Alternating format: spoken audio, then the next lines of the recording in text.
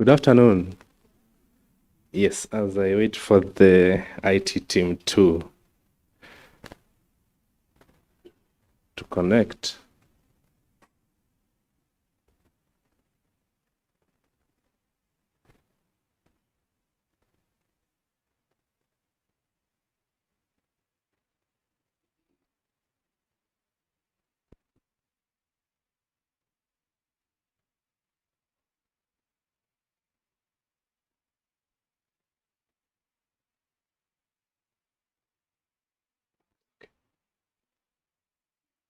As I wait for the IT team to do the projection, I want to introduce myself and also to let you know what we do and why I'm here. I was told I was coming to speak to men. I don't know, I can see so many. I am Watare. What's the definition of men here in JKUAT?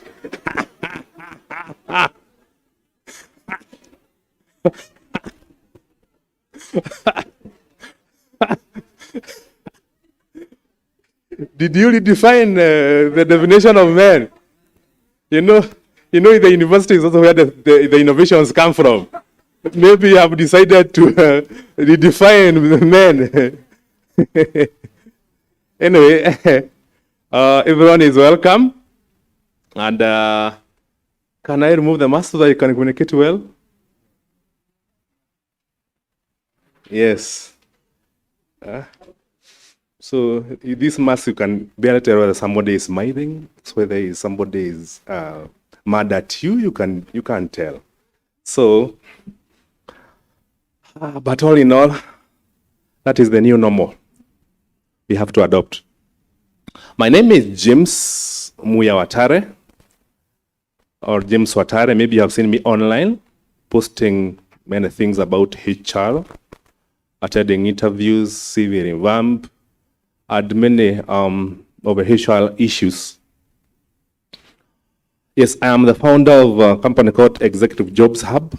Probably you're in that group that, on Facebook, that where I post a lot of jobs on a daily basis. One of the reasons why I decided to come up with that company is because when I graduated from university like you, I did a lot of tamaking, by the way. I did a lot of tamaking, and finally I got a very good job with one of the 4 audit firms, that is Ernst & Young, where I got to learn about consulting and managing businesses.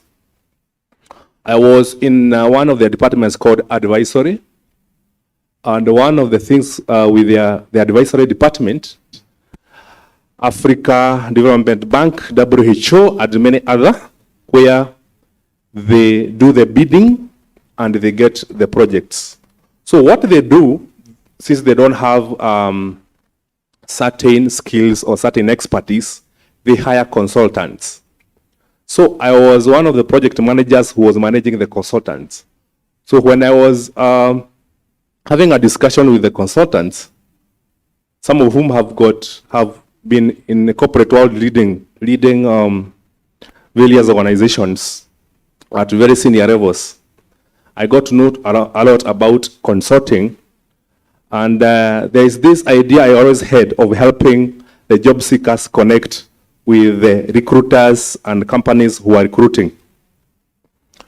So that's when I started a group. I started with a Facebook page, and I started inviting people to join, and I started posting a few jobs. With the time it peaked. And I got to be posting jobs that were being forwarded by my friends, by recruiters. Many people continued to join in. And that's when I decided now to go full into recruitment world and the HR world. In the HR world, there are so many, the HR is wide. There are so many things that are covered in the HR. And one of the things I decided to concentrate on is connecting the recruiters with the job seekers. That means recruiting, and in recruiting, there are also is also wide. It's because when job seekers are seeking for jobs, they need to brand themselves, called career branding, and that's one of the main things why I'm here. And career branding is also wide. It includes your presence online. It includes CV revamping. It includes LinkedIn optimization. It includes cover letter writing. So career branding is also wide. So I'm here for one section of the career branding called CV revamping. Yes, and yes, CV writing. And now I think I'm going to use that laptop, or I can use this one. Let me use this one. You can slide for me.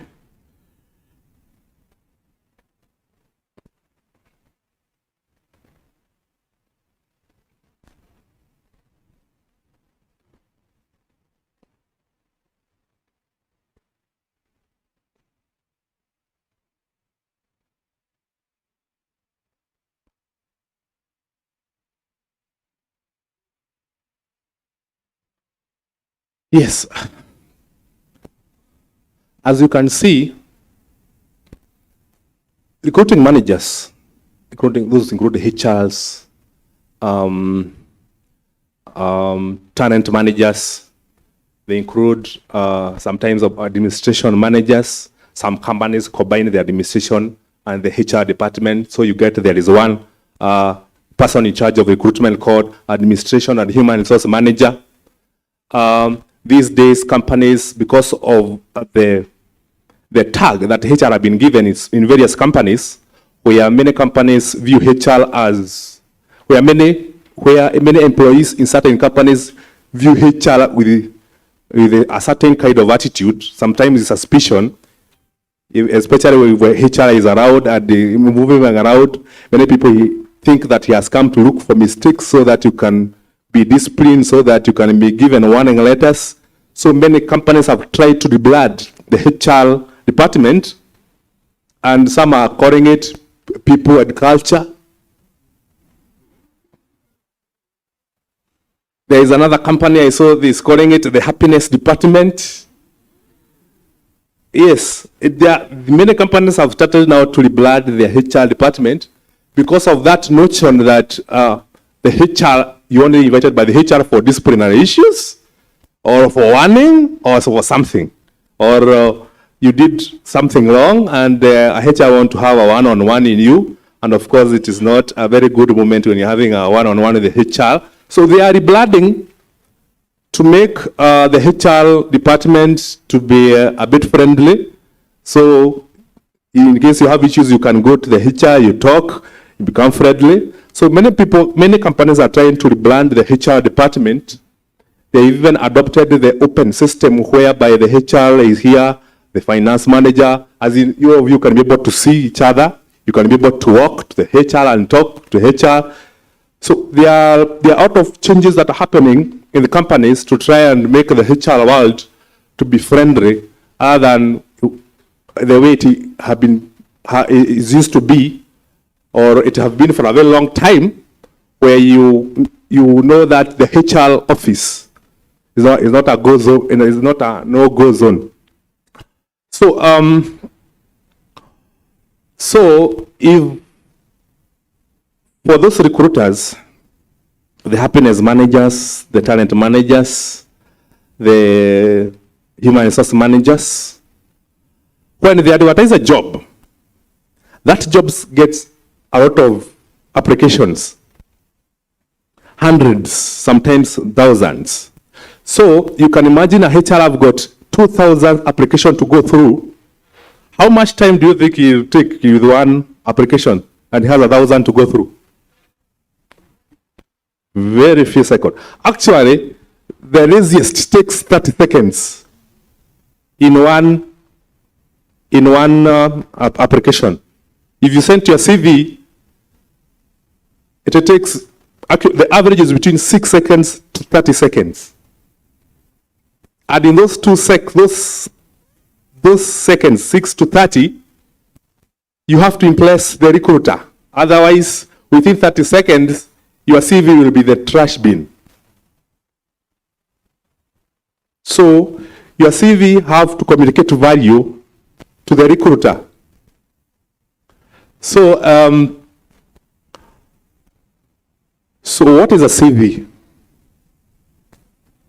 What is a CV?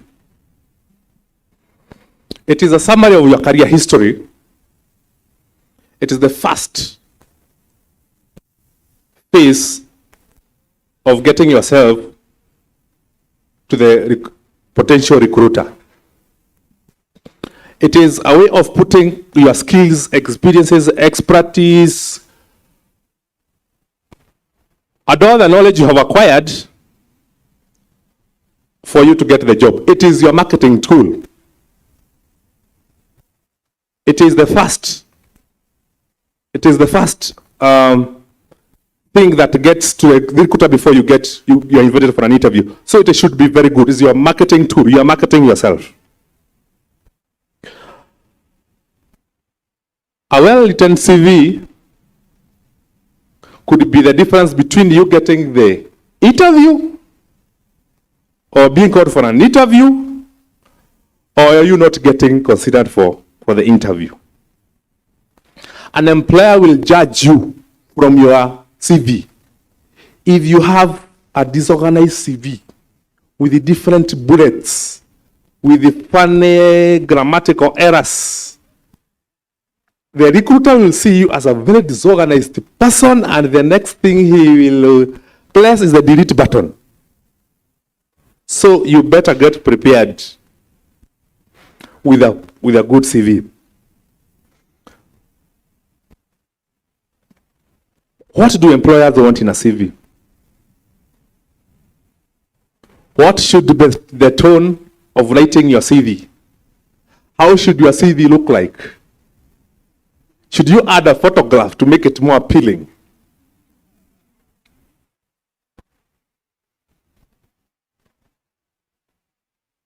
Those are the things that we'll be discussing the next few minutes.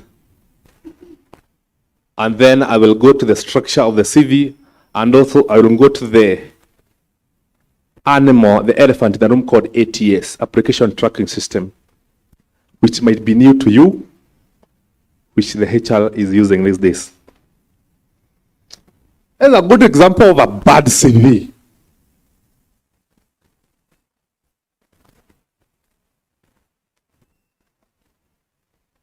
You know those CVs with the career objectives? Career objective, it is not communicating anything to the recruiter. You're wasting your time. You're wasting the recruiter's time. You better remove the career objective. I'll be showing you are going to replace it with what? What are the most, the major career mistakes?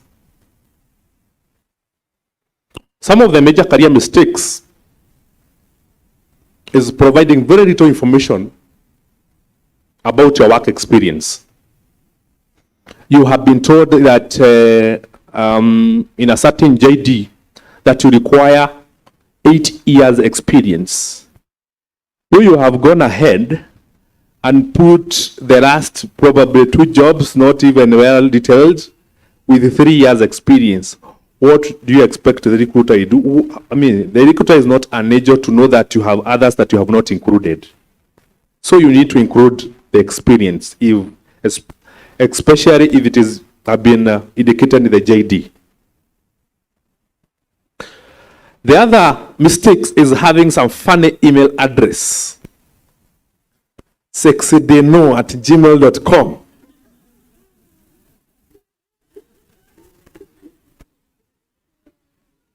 Yeah. slayqueenemily@gmail.com. no such funny email address.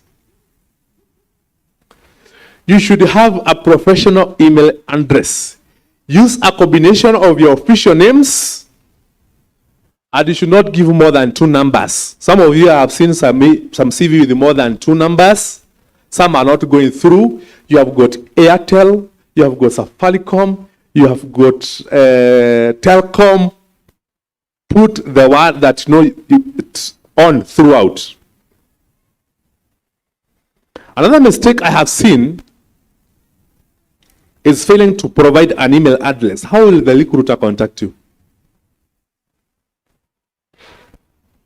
Always provide a professional email address and a phone number that is active. That is active, underline active. If a recruiter calls you a number and it is, you can't be found, he moves on to the next person. You lose an opportunity. The other mistake is using cliches. I am dedicated team player. I'm sure you have seen that. It has been overused. It has been overused over and over again. I'll be showing you later on how you communicate your brand. These are some of the cliches I'm talking about.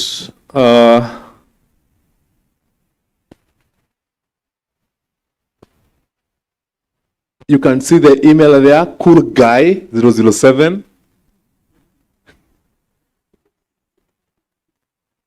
You see, there is not much information about work, career experience. So, as we continue, continuing with the CV mistakes, is making assumptions that the recruiter will know the job title you have been holding, so you have not indicated. You have not even indicated the duration you have been working. If you have been working for let's say 3 years, you indicate just the last, if you worked from 2017 up to 2019, you just indicate 2019. So the recruiter will ask themselves, 2019 you worked how many months? You worked for 1 month. So it's very important to include the duration. And it's advisable if you worked from 2017 to 2019, indicate you worked from March 2019 to December 2019. March 2017 to December 2019. The month and the year is very important.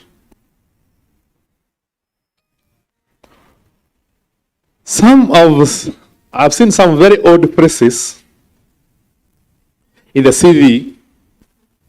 I was a football captain in primary school.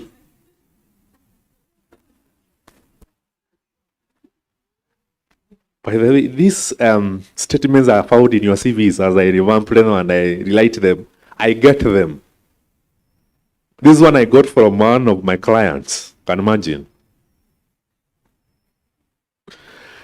Employers are not interested with such things that you had 10 years ago.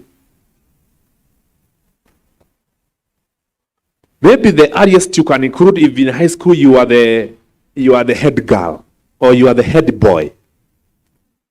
Probably you can include that at your level, at this level. But now when you go to now, you start putting career experience, like I can see some senior professionals here.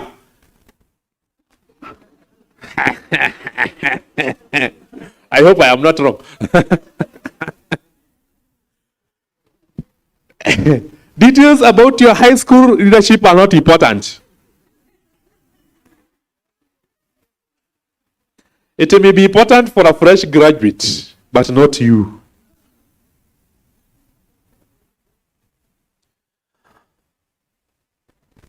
So, in your CV, you're supposed to start with the most recent experience. I see people that if you started as a cashier in a bank in 2010, I see people putting it as the first item on the CV, and the most recent one, which maybe you are the assistant manager, it's there down. So we should put the most recent at the top. Then the one you started to be at the bottom. By the way, the recruiters are concerned with the most recent job you have held, the most recent experience. And if you have worked for some time, say 5 years, 10 years, the recruiter is concerned with the last 3 positions that you have held. The last 3 positions that you have held. And if you have worked for many years, over 15, 20 years, maybe this you can advise your friends, your mentors, or your parents, or your guider, or your professional mentors. Experience above 15 years is not important. If you have worked for 20 years, experience beyond 15 years is not important. If you are the senior manager finance or chief finance officer, and you started as a clerk in year 2000, that one is not important. The recruiter is concerned with the most recent jobs. At that level, at managing level, of course, the recruiter wants to see your managerial competencies and expertise. So you most likely be concerned with the just 3 positions you have held recently.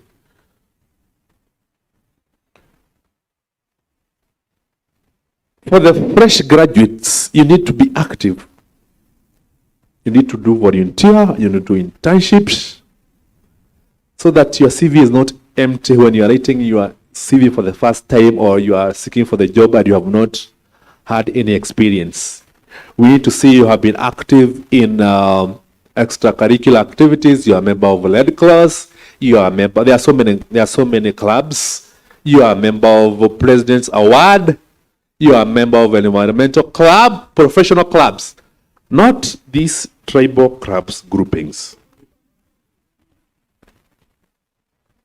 CG we have from CG Mount Kenya region, CG from Nyanza, not tribal groupings, professional clubs.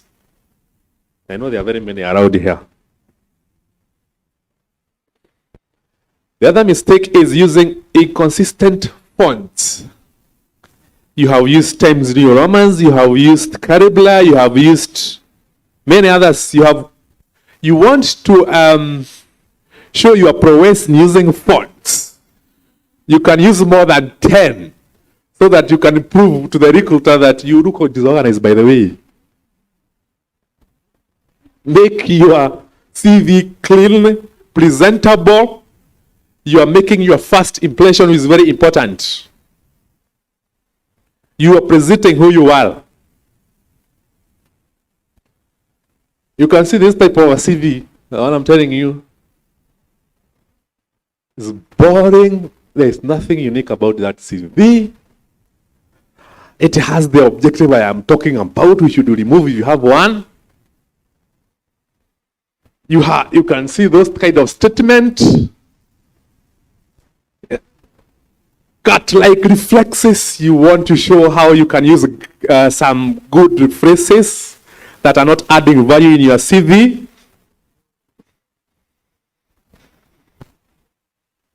CV emits pleasant aromas. Nobody is interested with your cologne. Nobody is interested with the spray that you use. We are interested with your brains, with your expertise.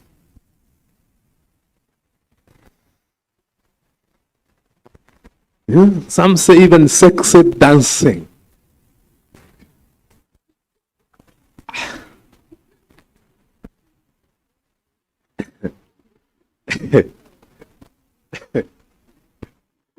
So the type of things that I see in some CVs, they are amazing. You can see there's a client, and I have, of course, not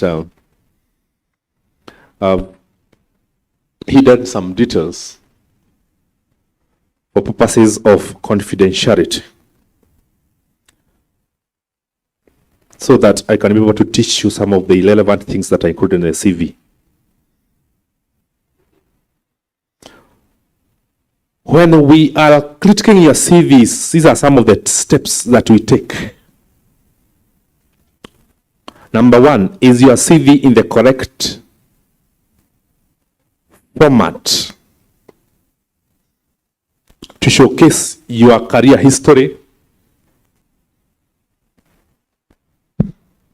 Some information that you include in some of these are irrelevant, like your age, like your height, like your weight. I see another one with the number of teeth.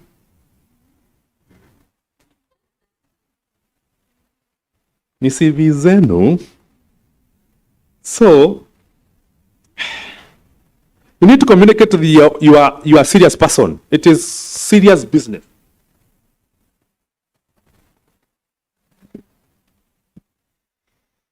Go straight forward to the main agenda, which is securing a job in building your first impression with a recruiter.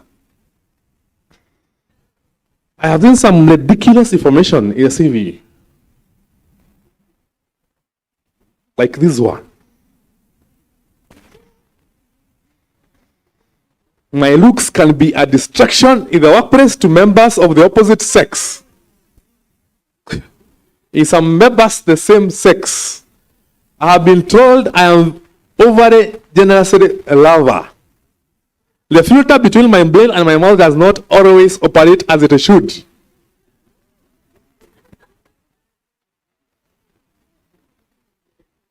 By the way, this was somebody's CV.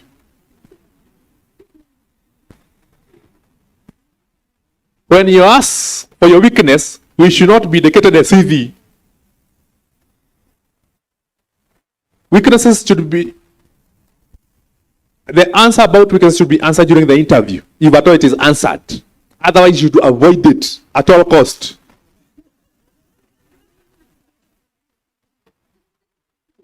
Things to do with weaknesses you should avoid at all cost. And that is one of the areas we major in when we are coaching people about doing interviews, which probably we would have another session later about interviewing skills and how to attend interviews.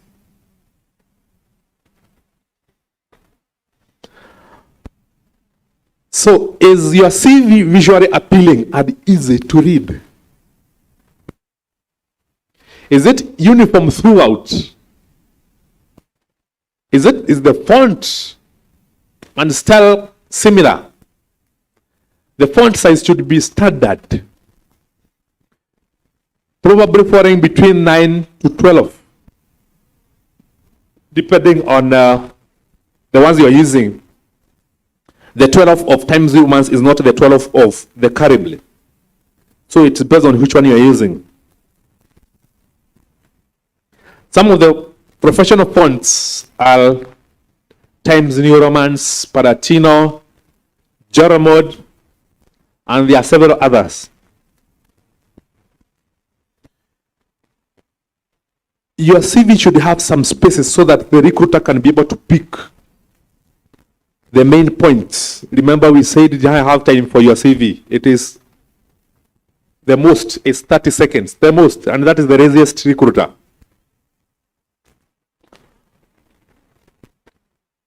Does your CV contain powerful opening section that draws the attention of the reader? That's why you should remove your objective statement.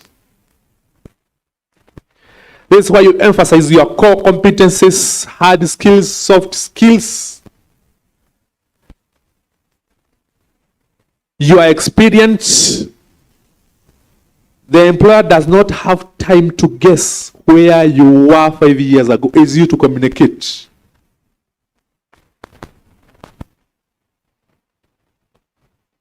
It is called a professional summary. You replace the career objective with the professional summary.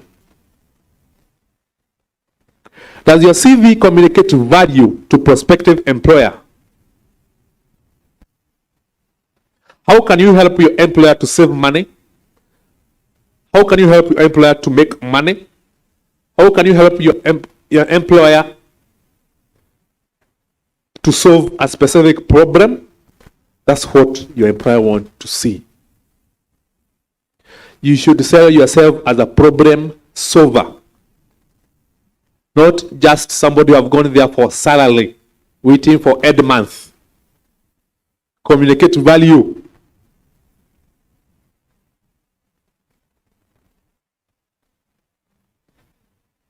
You should communicate your best in that field. It's very important.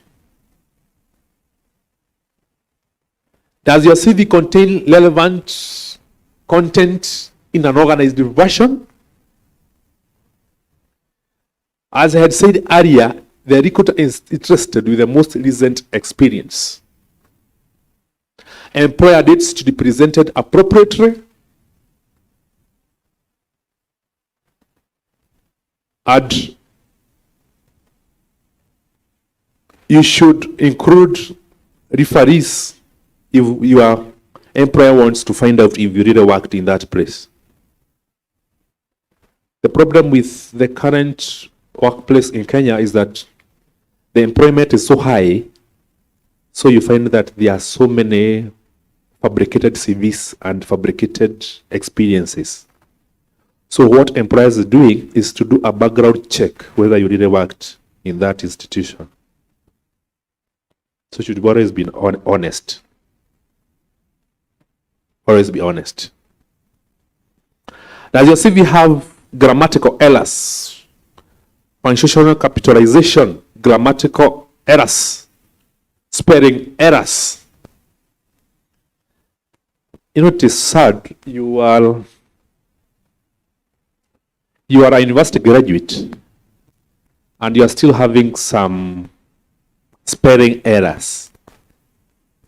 And I have seen some very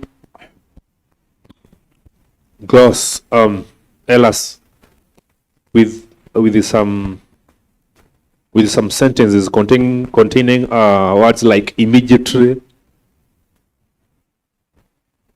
success, you know, those double S and double C, you don't know where to put them, the double M, you don't know where to put them. You should be very keen. What are the things that employer want to see in your CV? Your CV should be simple, straightforward. Simple, straightforward. It's opened immediately, the employer opens it, he can be able to see exactly who you are. Only add details that you think are relevant to that particular job you are applying. If you are applying for a customer service job, apply the jobs and the skills that are related to that job. If you have been doing sales and marketing and you are applying for a customer service job, please include the skills you have gained over time for the customer service job. And this is the problem I have with the applicants, job seekers. The CV you forwarded for your village chief is the one you are forwarding for international companies like UN Oxfam. The one that used to apply for IDC clerk is the same one you are sending to Safaricom for customer service job. You're wasting your time.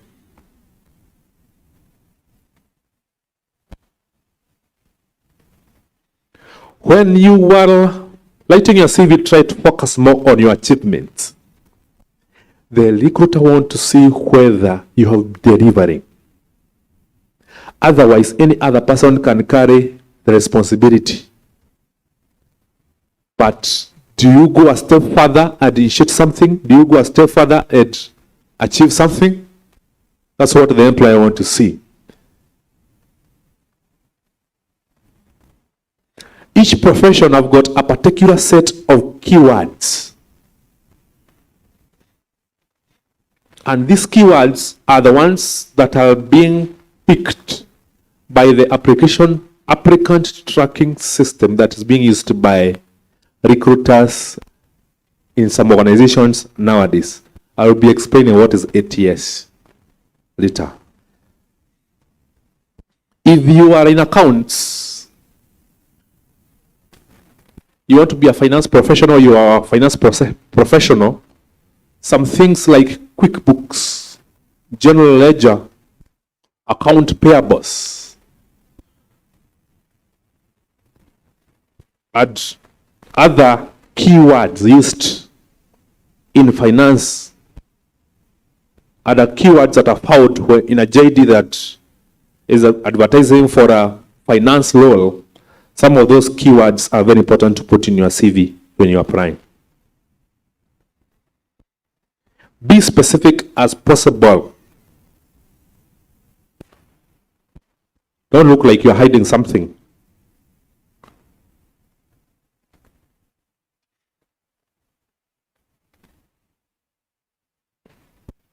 We come now to the poor spelling, grammatical errors for a university graduate. People start wondering whether you really went to school.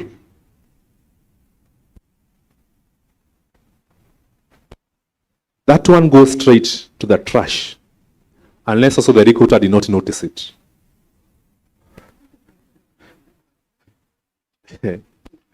And you must have prayed for a long time for that to happen.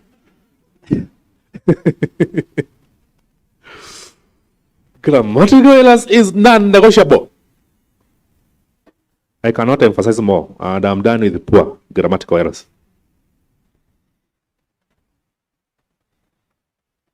The other things we look at your CV is using still words and phrases.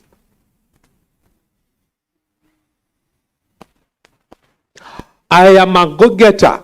I am a team player. I am detail-oriented. These things have been overused. Everyone can say that. You're just showing that you are lazy. You're lighting your CV and you're uncreative. Kindly be creative. You should always be following instructions given in the job description, in the job advert. Pay careful attention to all details. If the job advert says you should attach your CV in PDF, attach your CV in PDF, don't attach in Word. When the recruiter opens and sees the word, the recruiter will even be bothered to look at the details of your CV, because you can't follow simple instructions. If the recruiter says attach your CV together with your cover letter, do not go copy-pasting the cover letter on the email body. Do exactly what you have been told.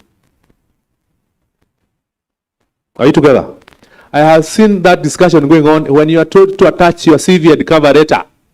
Where do you put your cover letter? Attach as you have been instructed. Do not go copy-pasting.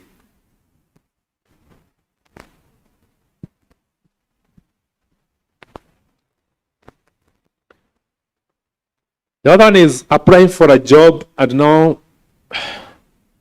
you're having some irrelevant job experience. Employers are interested. Employers prefer hiring candidates with irrelevant experience. However, there are some transferable experience. Let's say you are an administration manager and you are applying for a HR role. There are duties that are done by the administration that are transferable to the HR department. So it is your responsibility to show that you have transferable skills.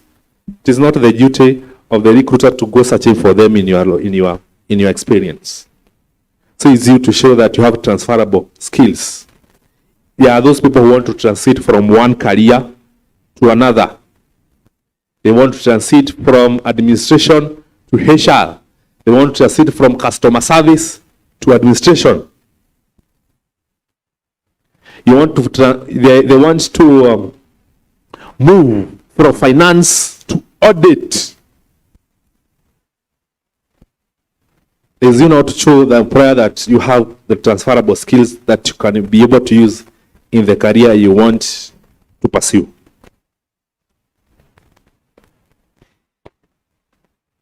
The other thing that we look at when we are critiquing the CV is having a subjective language.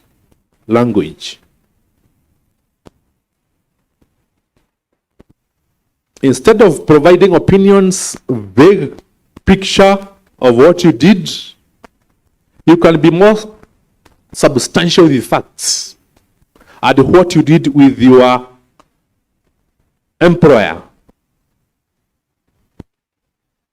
If you reduced customer complaints by 50%, indicate in the CV.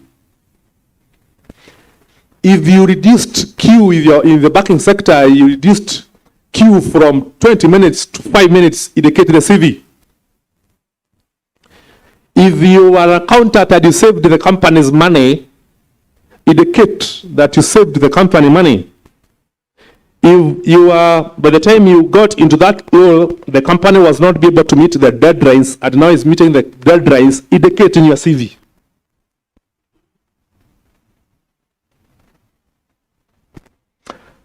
How many pages should your CV be?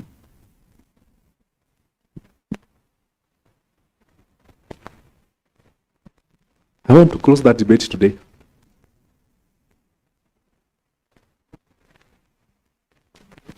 Some will tell you 1 page. Some will tell you 3 pages. Some will tell you 4 pages. And I want to close that debate with telling you it is not written in any book how many pages your CV should be. It depends with the career and the level of your qualification. For example, for your senior lecturers, a professor, do you think you should have a 1-page CV? A professor 1-page CV? Since when? A professor 2-page CV? Since when? The publications alone cannot fit in 2 pages. Publications alone. So, it depends with your level, your career, and the position you are applying.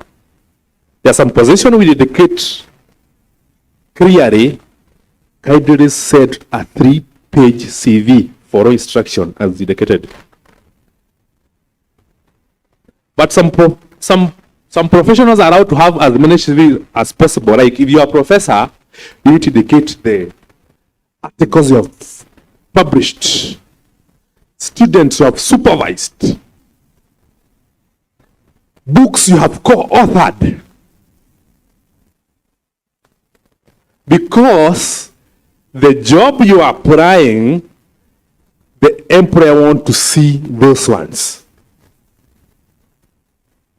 So, the number of pages of a CV you should keep in mind your employer. Definitely, I'm not expecting a fresh graduate to have a 5-page CV. Unless you have put the relevant information I have been showing you. The sexy dancing styles you do when you have a bash, you are not interested in those ones.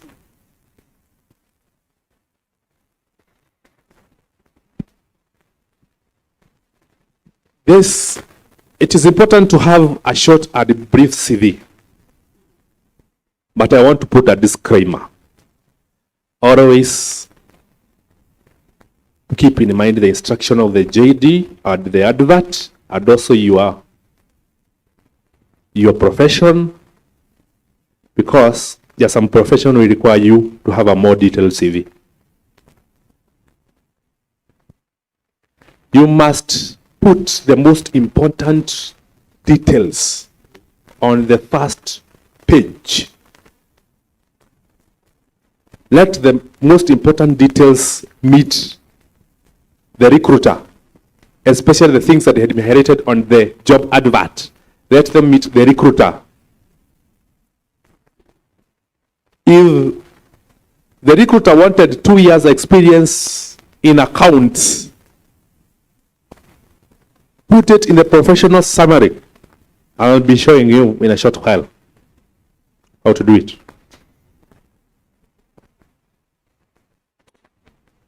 This is a disclaimer about the 2-page, the 3-page, 6-page. It all depends with the position you're applying. It all depends with the recruiter. It all depends with your career. Experienced professionals can get away with 3-page. Those with 6 years and above, 15 years can get away with the 4-page. But always follow instruction given on the JD. Even if you are 15 years and the application, the job advert said 3-page, remove the information you think is unnecessary and trim it to the 3-page, the JD, the job advert talked about. I'll keep on emphasizing that because that's where some of us fail. And you fail from, you can imagine failing to follow instruction from the application stage. What will the employer think about you? You don't know how to follow instructions, or you don't want to follow instruction. You are a stubborn. Such ideas will come into the mind of a recruiter.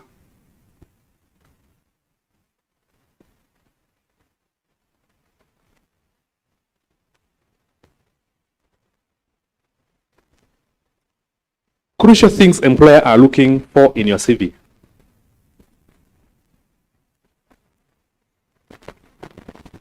The most important is your name, your official name.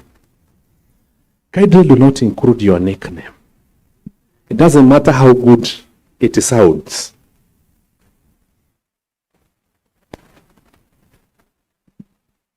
Unless you want to be a politician, and politicians go a step further and change even their ID. You have seen some politicians do that without even mentioning names. You have heard the Wamatangi, you have heard the Sonkwits now in their official names. Yeah, it is in the ID as you speak. Your email should be professional, as I said. Your qualifications and the previous work experience. These are the sections that are very important in your CV. Name, email, qualification, and previous experience. And I'll be addressing the achievements and the core competencies section in a short while.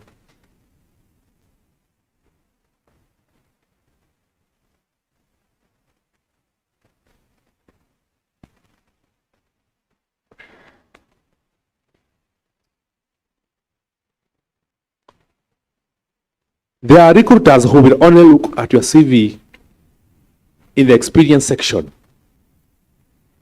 This is because the position they want to employ, to the next slide. Because the position they want to employ, they are emphasizing more on the experience. And they want to look at the responsibility you have been holding, the responsibility you have been doing in your previous job. Are they the responsibilities that they expect you to be doing in their position? So some recruiters will be very specific on your experience. It's therefore important to include a few responsibilities that are major for the current job you are doing.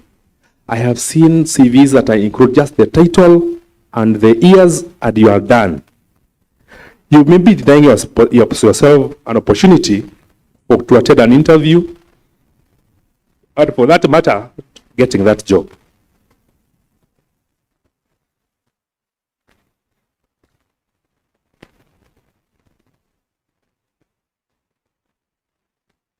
Roles and titles.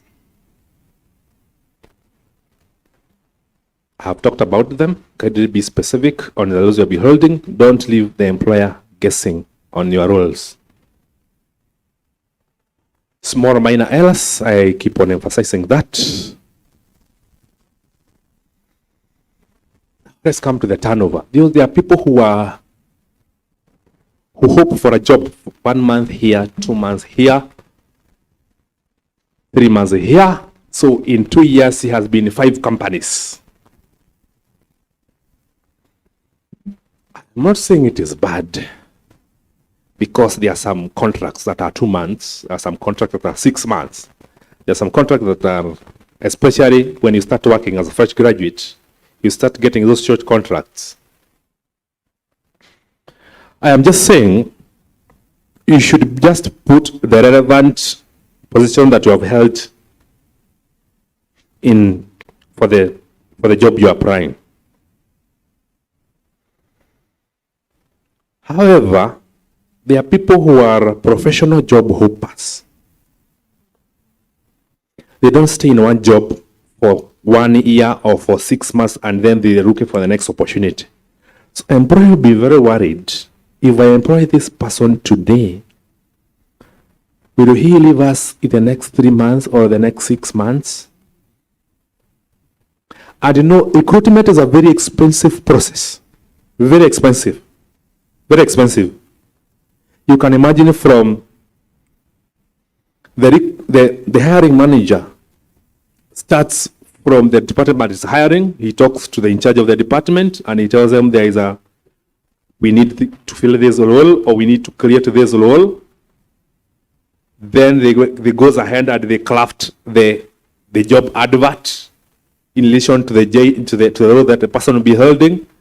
Then the advert is placed in the dailies or online.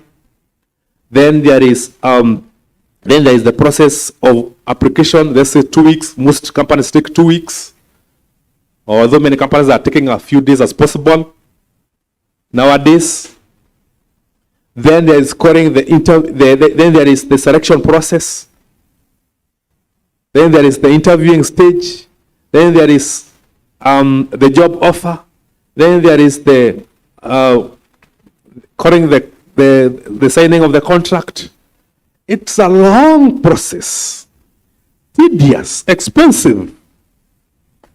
So you can imagine if the recruiter sees that you are a job hopper, professional job hopper, he or she will be very skeptical. He doesn't have the time to be recruiting the same position over and over again. Because there are other things to be done in the company. There are trainings, there are other things that HR does in the company. So it's very important not to try as much as possible not to be a job hopper. But I am aware of the challenges that the graduates are facing these days. You're 1 month here, 3 months here. Definitely, if you're a fresh graduate, the recruiter is also a human being to be able to know this one has been doing this, he has been busy doing something, not idling around, just applying for the job. Get those roles. IBC advertises for verification of signatures, like the one that you recently found. Apply for it. There is a clerk job for 2 months. Apply for it. With the time, you are getting the experience of the employment world. And you'll be so much ahead from just somebody will be idling around in the house, watching movies, and you have been doing some jobs. There will be too much difference. A lot of difference. Now let's go how to write a standard CV, a CV that stands out.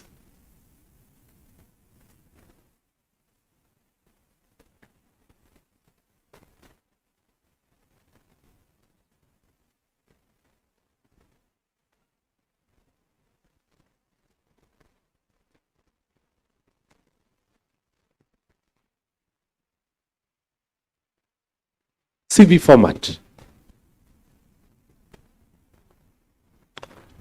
Recruiters have rarely agreed on the format to be used on a CV. It varies from one recruiter to another. it is a research that has been done. It's no one standard template that recruiters have agreed on. It depends with the personality that suits a recruiter. However, whichever pattern you choose, whichever template you choose, your CV should contain the following sections.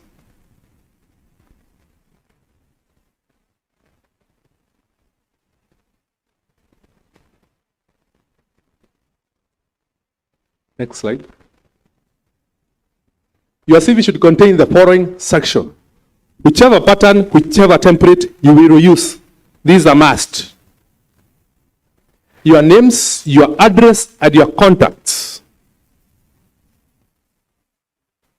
Your summary, your personal summary. Please remove the career objective. Replace with summary. The core skills and competencies section. The career achievement section. Work experience with dates, organization, position, and the activities. Your education and qualification. Your professional membership and affiliations. Your professional trainings and certifications, and the referees. And I've written optional. Reason. There are some adverts who tell you,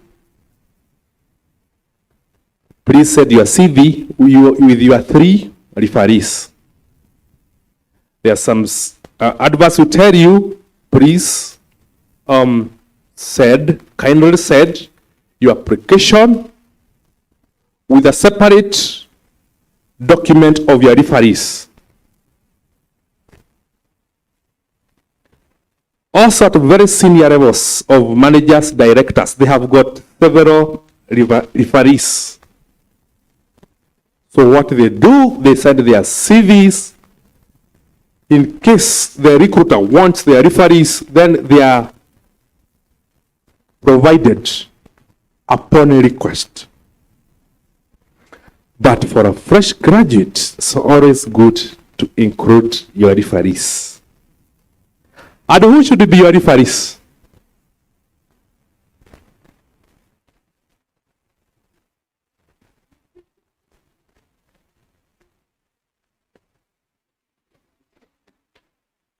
I can hear pastor, lecturer. So for a fresh graduate, or for any other person for that matter, you should include in the referred section somebody who can vouch for you, somebody who can speak good of you, of your ability to do a certain job. I have seen people who have been messed up by referees. You indicated a referee, the referee doesn't know you, doesn't even remember you, or probably you know the referee, but the referee does not even have an idea you exist. So the referee is called and is told, this is a certain company, I am who and who, I am recruiting for this position. This particular candidate sent their CV and they put you as one of the referees. We want to know more about this candidate. And the referee is like, who did you say again? James, from where? I can't remember such a person. And I can assure you, your CV goes to the dustbin from that point.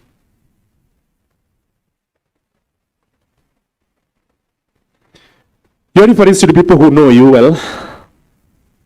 How do they know they are your referees?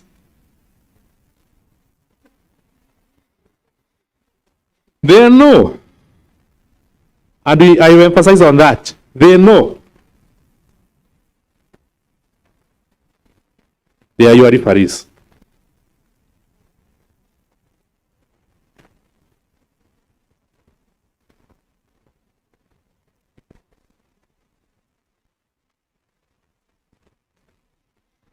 Some CV will include some personal details like the gender, marital status, date of birth, nationality, as you are taught in high school. That is what we are taught.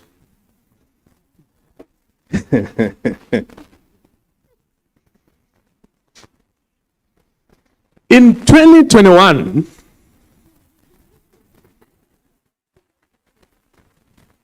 some of those details are not important. Things like your marital status are not important unless you are instructed to include it.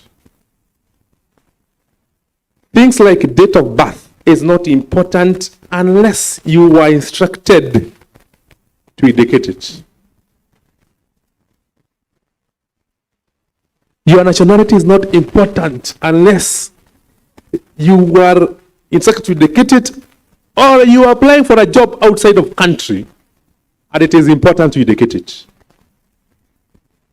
Many Kenyans are being employed in Dubai, the Gulf countries, that is Dubai, Qatar, Saudi, Oman. Some have gone ahead and gone to Europe, Canada, Germany. I have got many clients who have gone there. In fact, I have got many people who contact me from there. Kenyans who need their CVs done.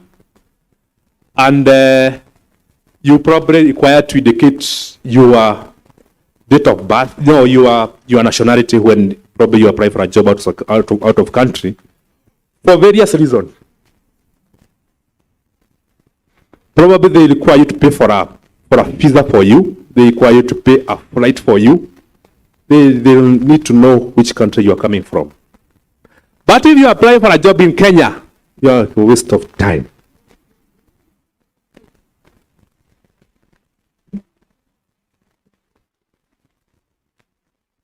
Yes. These are the most important details. Full stop.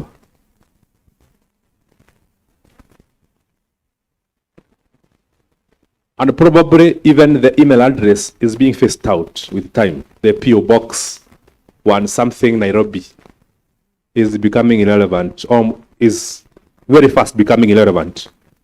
In fact, if you don't put it nowadays, it has no effect. But there are some organizations who will require you to put it because they send some newsletters through those emails, through those addresses.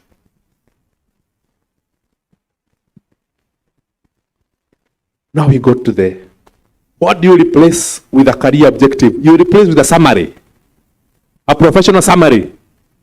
So if your CV have got an objective, and I know some have got career objective as we speak, I can see some have got career objectives, go and replace with a summary, and a professional summary. It is placed immediately after your names. It is a detailed paragraph explaining who you are, what you are looking for, why you are looking for that job, your future aspirations. That section summarizes your CV. And with that section, the recruiter can be able to say whether he's going to look at the next page of the CV, or he's not going to look at the next page of the CV. That section only.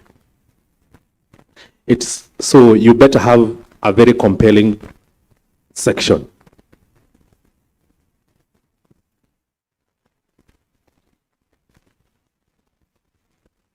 It should be positioned always at the front page of your CV.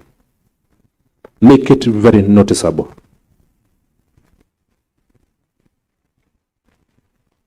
That section gives you an opportunity to sell yourself. It is more about the hiring manager and less about you. You are communicating why should the recruiter hire you. It is a section that you include some of the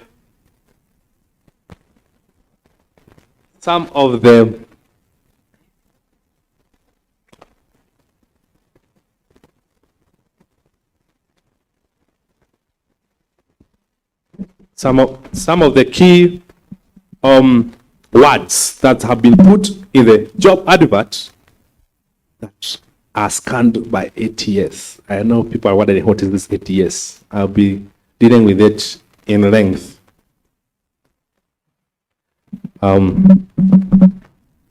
Shortly. And I know I'm short of time, but I'm going to try my best. It is a great section to add your noticeable achievements. Get rid of career objective. Get rid of it. Statements like to secure a mid-level customer service job with a respected employer in the hospitality or entertainment industry with the room for upward advancement based on performance, go and delete.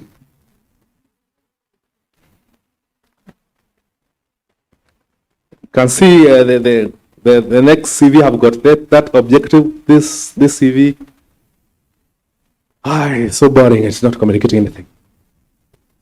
Sample career summary. This one depends with your profession, your industry, and the job you're applying. This is a sample. Resourceful personal assistant with 3 years experience in providing clerical supporting executive and managers.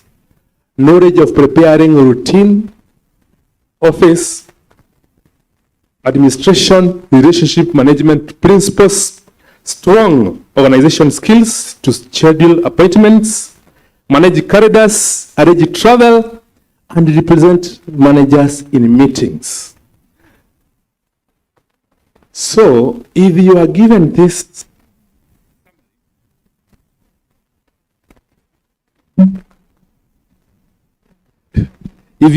summary, at this one, who do you employ? Go to the career objective one, the one you're supposed to get to this one. Who are you going to employ? If you are given this one, read it. Have you read it? Let's go to the next one. Go to the next one, sample career summary. At this one, who are you going to give the job? Assume you are the recruiter. That's how you should be putting yourself in the shoes of the recruiter.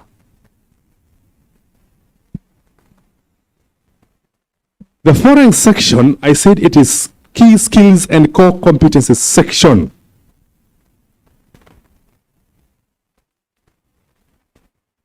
What are the key skills? Key skills distinguish you from professionals in other job profiles. They are unique to a particular job role. They are certainly not the overused words, good personality, hardworking, sincere, good communication. They are certainly not those ones unless they are highlighted in the job description that you should have them.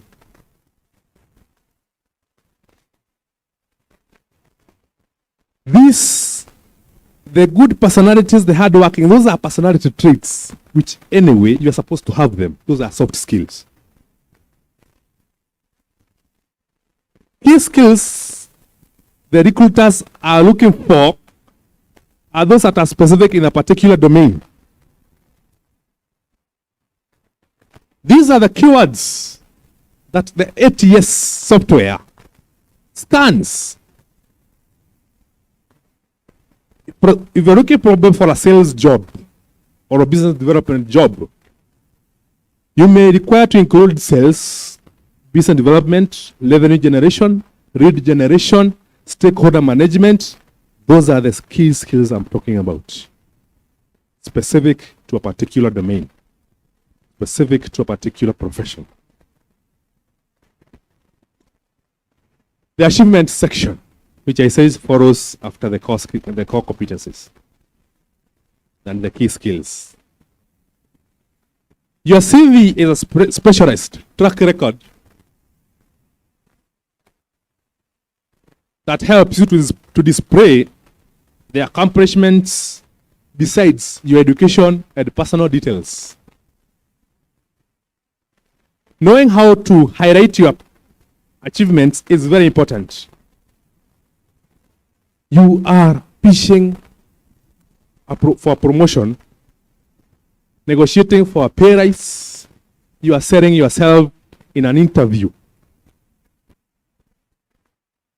It is your sales pitch. You are pitching yourself to a potential employer. Backing your achievements with tangible figures is a great way to quantify your value to employers.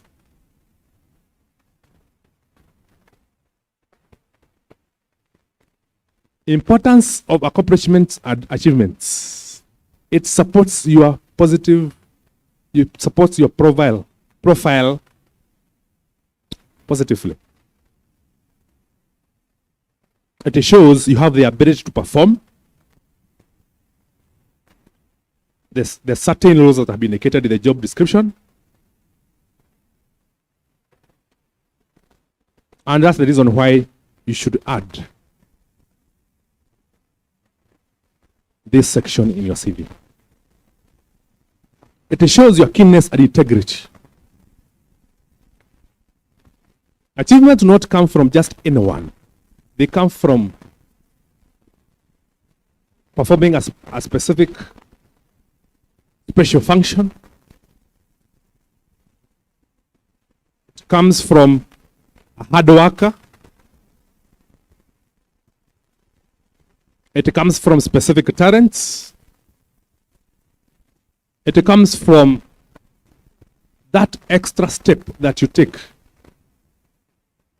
in your role. It makes your CV more impressive.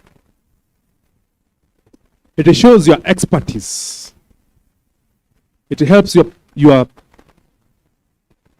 helps the recruiter to understand your potential to do that job. If you are in customer service, probably those who are in customer service can understand CRM. What is CRM?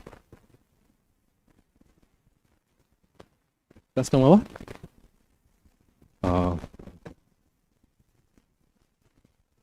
So if you can be able to show the employer that you can be able to perform the CRM for that customer service job or client listening job, or that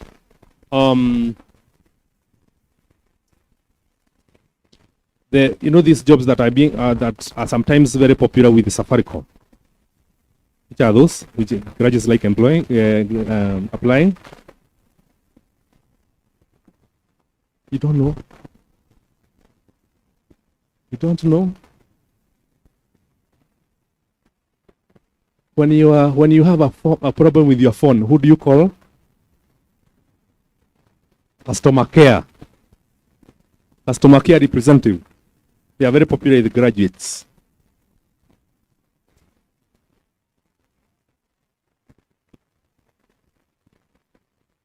Some of the figures that you can include in your CV, if you manage the budget for a certain project, even here in college, if you are doing a certain project with a certain amount, you can say, I managed a project, what is this amount of money?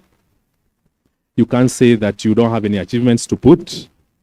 You led a team, maybe you have been a class rep, you have been a student leader, maybe you are the president. I hear they are called presidents. Maybe you are the Secretary General of Finance, or maybe you are school rep. Yeah, maybe you are the chairman of a professional group.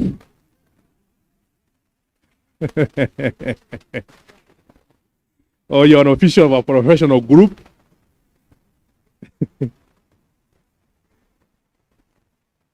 Yes, you put it in the CV. How do you formulate achievements? Think of when you did the following. When you exceeded targets or key performance indicators, when you came up with a new idea or innovation, if you suggested something in your workplace or in a group that you read, indicated there. You received an award, a certification included there. You increased sales. That's very popular with the sales managers. It's very popular with the people who do sales. You saved the company's money. It's very popular with the finance managers and operations managers and administration managers.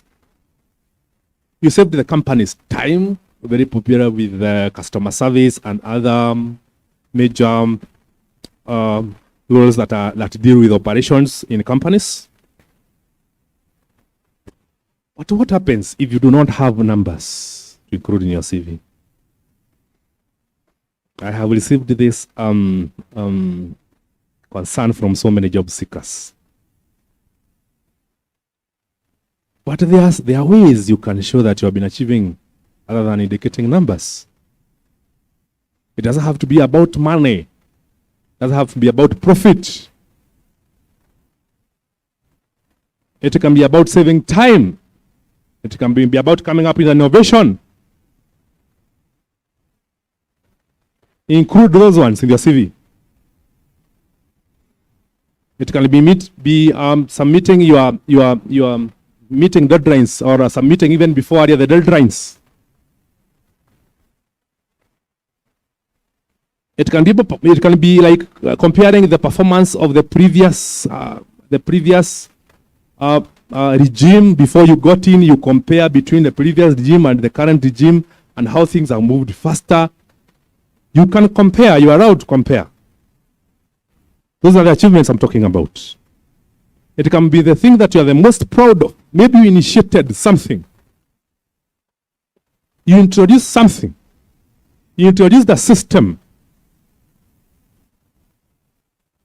Accountants are very people introducing systems like ERP systems and other systems.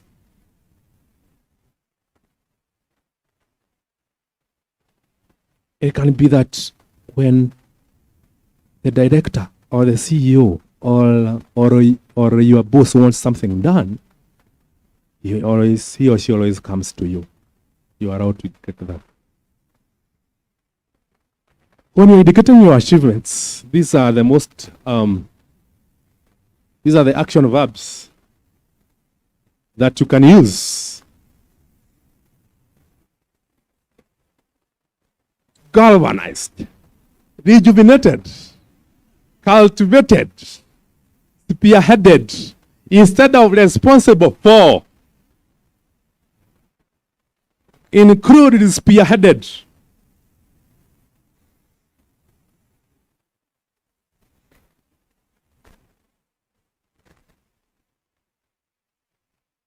And you know, and it is always that thing that is included that, and any other role that was given to me by the manager, go and delete that thing.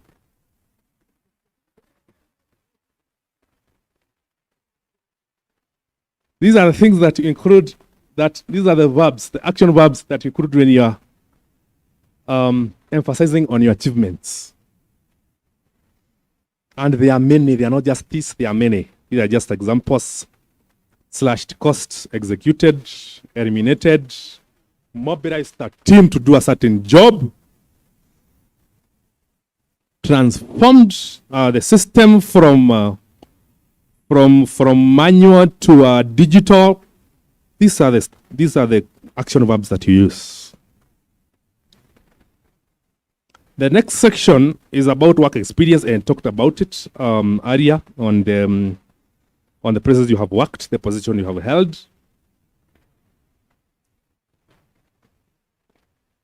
And you should always take care of the career gaps. There are people who have career gaps, some because of unavoidable circumstances, some because of family issue, health issue, or even you are looking for a job but you are just getting short contracts, you are tamarking. So it's good to take care of your career gaps. In between the career gaps, you can do a certification, you can do a course, You can indicate you did a course. You can indicate you volunteered somewhere. Don't just stay idle. If you have been, if you have got a career gap of 2 years, you should be doing something unless you have been sick or taking some care of somebody who was very ill.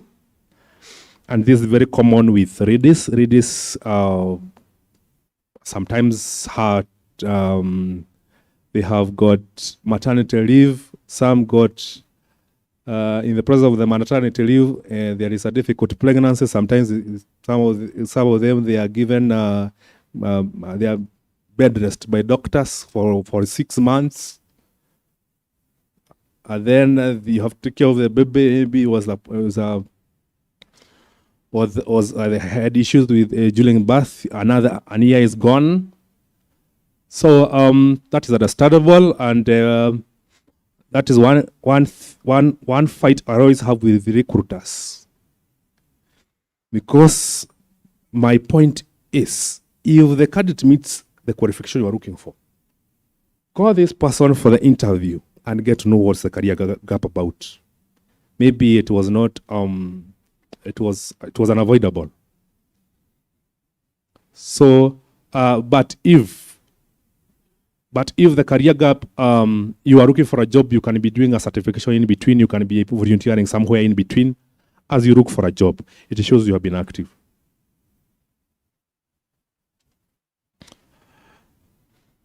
As I indicated, the jobs you indicate the career experience should be relevant to the job you are applying. Indicate the company you have worked before. This is your sole selling point because there are some jobs that really focus on the career experience, job experience. The next section is the education qualification.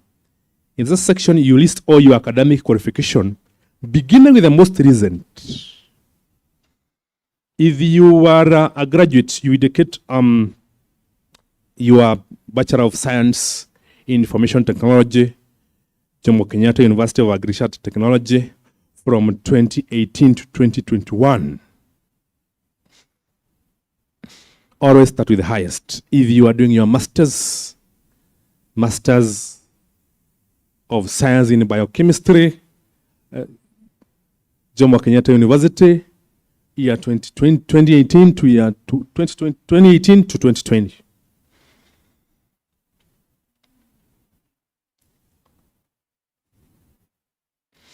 And then is followed by the, of course, now the high school. The primary school details at your level are not important.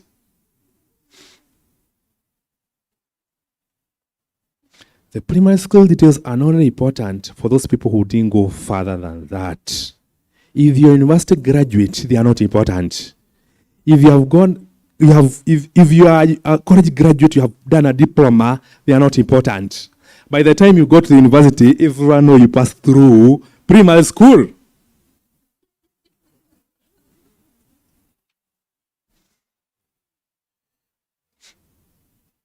Trainings and workshops attended, those are very important. The ones that are relevant, that you have gone through. Maybe you are trained on leadership certifications. Leadership, there was a training, a conference that was around. You attended a leadership. Maybe you attended a workshop that you think is related to the job you are applying. Is very important. So for the training and certification, the following details are important. The time period of you attended, the name of the industry, and you should provide the various details in your certification at various subjects that were covered. Conference and workshops attended. I've talked about this. These are the details. I provide the details, the name, the period, the location, and the description. We go to the hobbies. This is debatable. It's very debatable.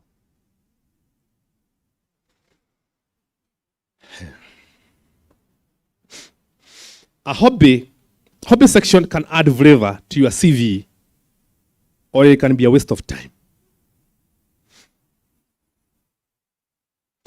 A hobby should be related to the job you are applying and the profession you are applying. If your hobby is watching movie and hanging out with friends, those are not hobbies.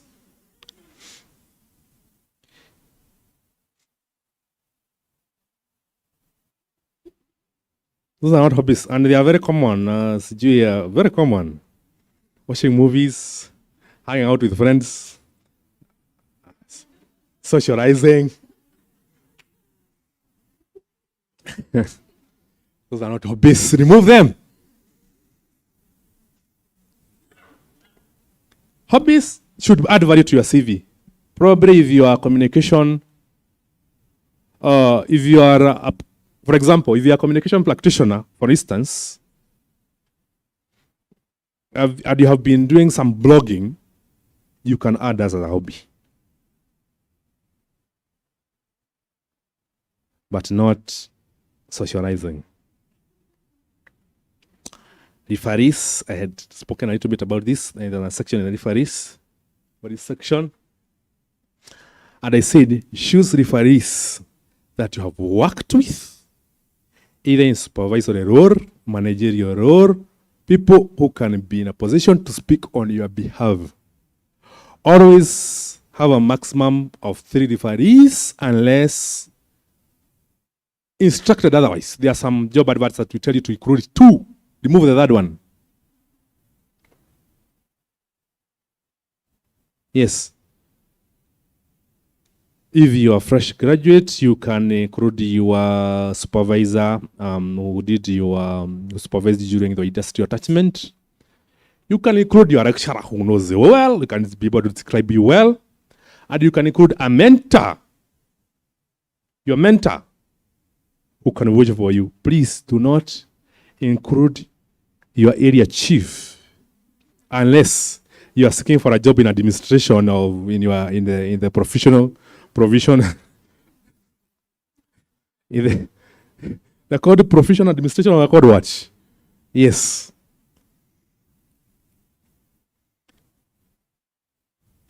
It is a section that the recruiter, after going on through your CV, is able to ascertain whether information you have provided is true. You can be able to call the referees to verify the information that you have given it is true.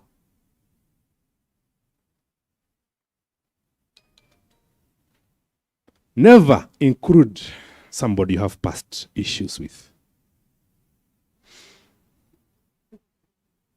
Your former supervisor, your boss, do not include somebody you have issues with. That is somebody who wants you to drown in misery. You can imagine what he or she will say when he is called. Do not include family members, your father, your mother, unless they are very professionals and they know very well when they are called, they are going to describe you not as my daughter, not as my son, but as a professional. But be very cautious. I would advise you put somebody else. I would advise you put somebody else. Not your favorite aunt, not your favorite uncle. Unless they know very well, when I will be called by this company, they want me to describe this person, I will not say this is my niece, this is my nephew. They will describe you professionally.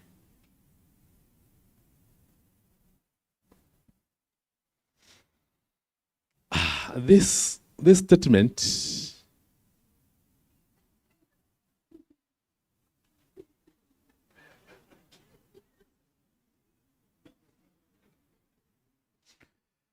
you see, you know, there are some things that you find in CV you didn't wonder whether somebody is serious with their life. You see, a statement like this one, let me read it for those who can't see. References unavailable because they were all burned up in a fire.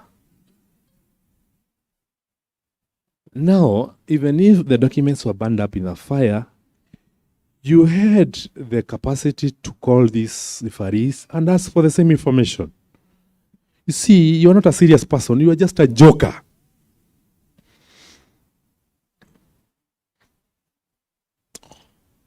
Some of the CVs that are an epic fail.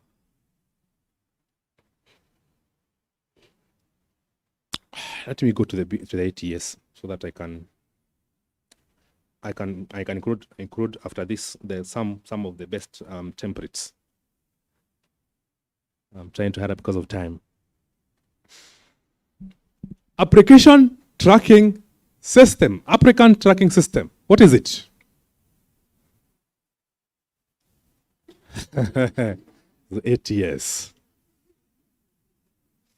As the world continues to evolve in technology, the HR have not been left behind. As I told you, when one advert is made online, whether it is through social media or through the traditional media, thousands of applications are done. If advert closes in 2 weeks, you can imagine how many people are going to apply for that job. Probably thousands. So, in order to beat this time of trying to come up with to shorten the recruitment period, the HR world have come up with an innovation, technology innovation called ATS, Applicant Tracking System. Applicant Tracking System, for those who are hearing it for the first time, is a software used by companies and recruiting firms to scan through applicant CV.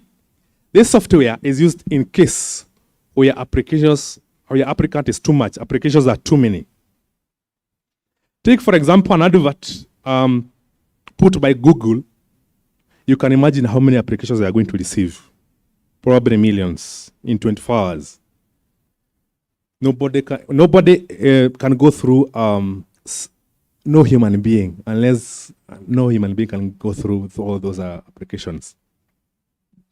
So in order to launch the process, the big firms came up with this ATS. By this ATS came up was innovated by these big firms. Google, the Amazons, those are the ones that came up with the Oracle. Those are the ones that came up with the ATS for the first time that have been adopted now by very many companies. That's why this ATS is very common with these multinational companies, but it now have come in to influence even the companies we have here in Kenya. There are various types of softwares out there, and those ones should not concern you. That is the work of the recruiter or the company to know which software they should use. What should concern you most is how to beat this ATS. Before you start blaming your relatives who don't wish you well, your village juju, you should first of all try those ones that you think they are the ones that are making you to get the job. First of all, you should take care of the ATS before you start blaming those ones.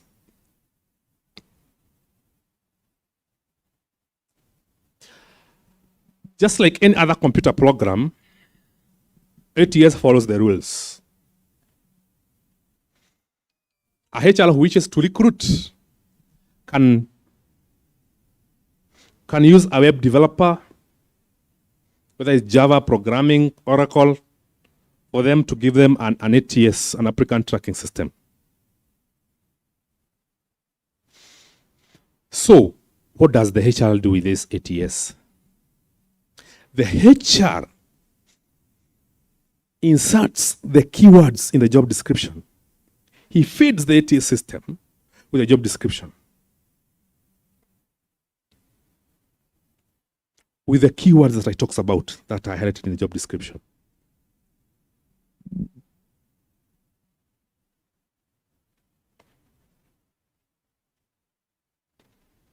Go to the next.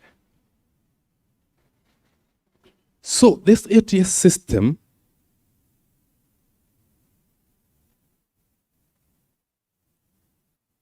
this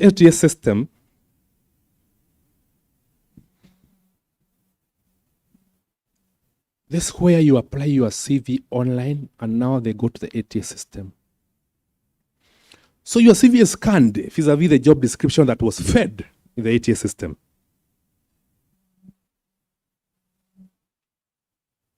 So your CV may be rejected at this stage if you do not take time to customize your CV to the job description. A CV that contains the keywords which the employer is looking for, ATS will rank them highly. They will give you a score, a 40%, a 30%, a 70%. So, your CV may be rejected even before it gets to the hand of a recruiter. And it is happening these days. Many qualified job seekers are not making it past the ATS.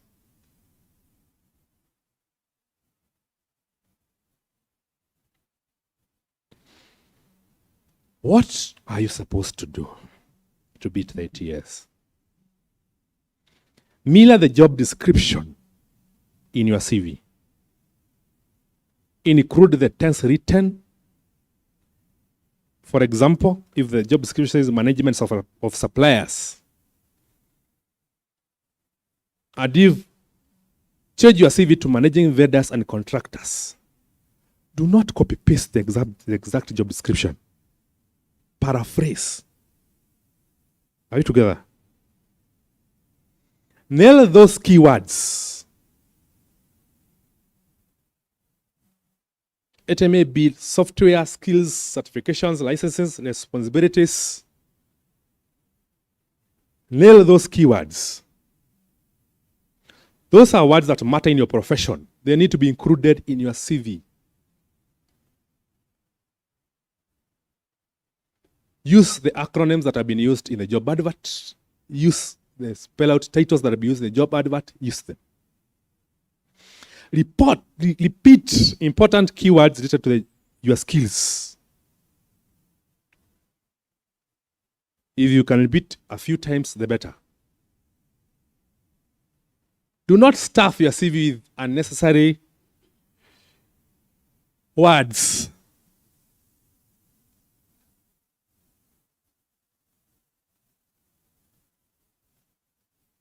You know, a job advert may be having like 20 keywords. Definitely, it is highly unlikely you have the 20 skills with you. It is highly unlikely. Some you are going to learn on the job. But at least you have 10. You can put those 10. The ATS is going to pick them. Make use of crowd services like JobScan. JobScan is available for everyone. Online, you can scan your CV to see whether it can beat the ATS. What you do with JobScan, copy-paste the job description and job you're applying, and then upload your CV. It will give you a score of your CV.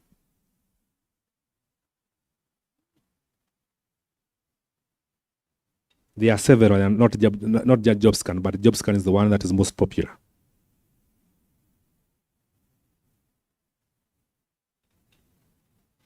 Try and stick to text.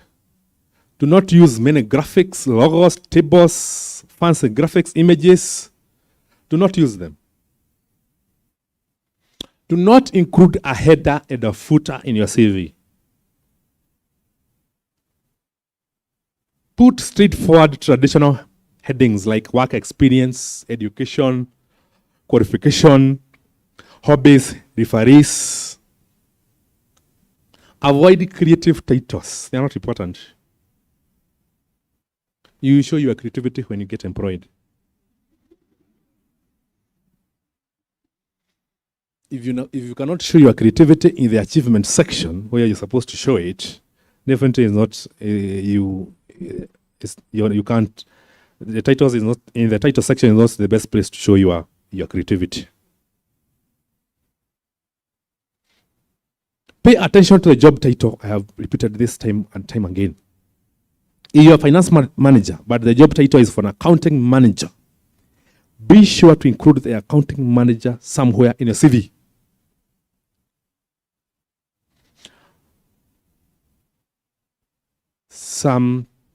When ATS came, they could not scan PDF. Even now cannot scan, but there are some advanced ATS that can even scan documents. But it is highly advisable always to be sending your CV in PDF. In PDF. Be sending your CV in PDF. Unless instructed otherwise. Follow the instructions given when you are applying for the job in that advert. If they say attach your Word document, attach Word. Do not say that James told us to attach PDF. Attach what you have been instructed to attach. But if there are no instructions, attach a PDF. Try to put as much words on the first page. I said remove things like date of birth, sex. They are not important. They are just wasting your space that you can include very important key skills. Things that makes ATS to reject your CV. Headers, footers, text boxes, graphs, graphic CVs. These beautiful CVs with the photos and what have you. Unless you are an editor or you are an engineer who requires those editing, those graphic skills, do not include those graphics in your CV. They are careers that will be advised to put the graphics. But if you are a finance officer, you are customer service or administration, the graphics are not important. There are some symbols are not important. Trying to beautify your CV with some italics and other things. Trying to put your photo in your CV, and I know some of the CV have got photos. Go and remove them. Unless you're applying for those jobs that require your photo, like flight attendant, cabin crew, go and remove them. Unless you're applying for jobs out of the country, like require you to have your photo on the CV, like if you're applying for a job in Dubai, they require you to put a photo.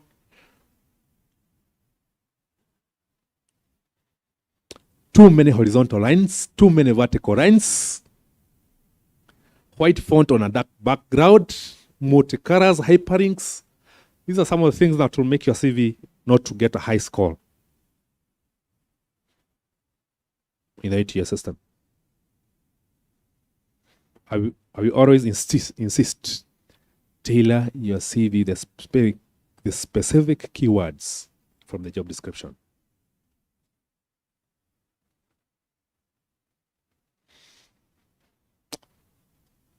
This is one of the CV that might be rejected.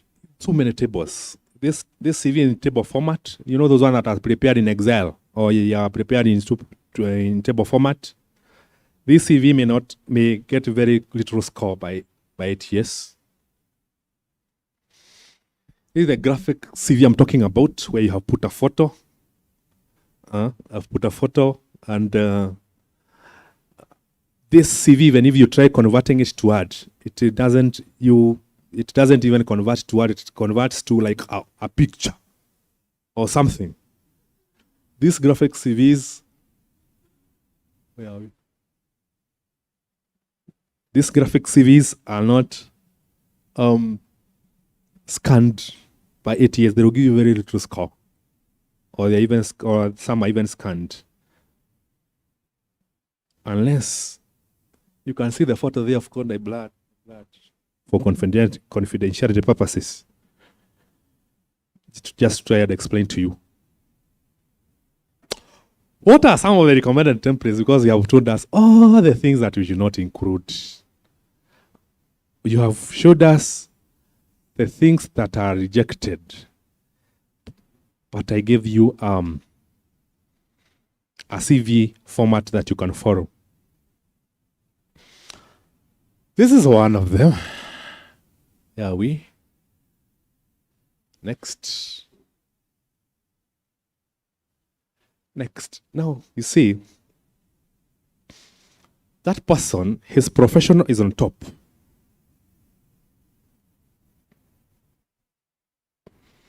He's an information technologist, is a data analyst. What falls down there is his professional summary. What follows there are the key skills I talked about.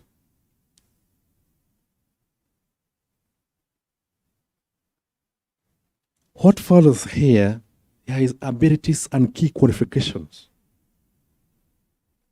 So when a HR looks at this CV, he'll be interested to know more. So he'll go to the next section.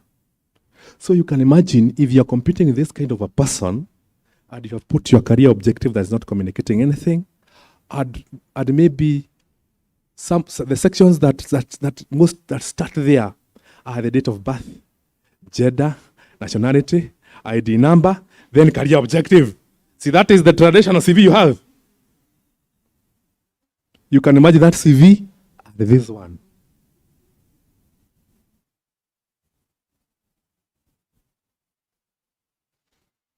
Let me go to the next one.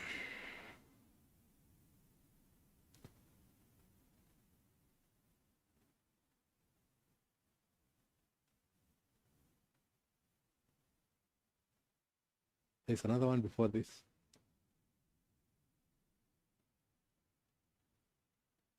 Yes.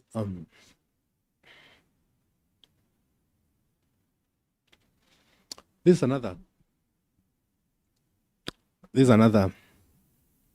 Of course, there are names, but I have erased. This is another CV, a good CV sample that you can use. It has indicated on top there the profession of this person. And this one, I would advise fresh graduates to use, where you have the education section coming before immediately after the summary, because it is expected that you lay your emphasis on the education section if you are a fresh graduate. And of course, now the second section, which would be the core competencies. For most people who have been working for years, 10 years, the education section should come after the work experience. The reason is so many people have got your qualification. You need to show your employer you have been delivering. So indicate your core skills and achievements. It should come first. If you are CPAK working for 10 years, there are so many people use CPAK. So you need to show your employer that above your education qualification, you have been delivering. And then the second one, there is this one now is for a professional who have been in the workplace for some years. No, the one that's following that. Yeah. For a professional who have been working for some years, you can see there even the highlights, the areas of strength, the core competency section I talked about. You can see above there, he has indicated, go to the top.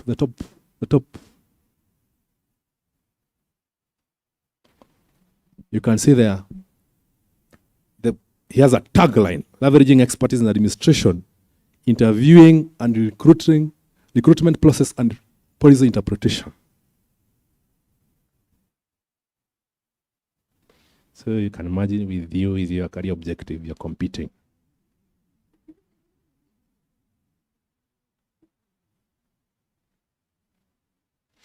Huwezi.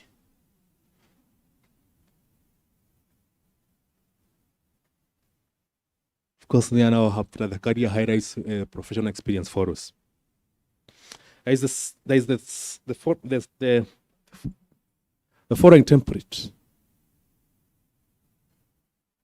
This one.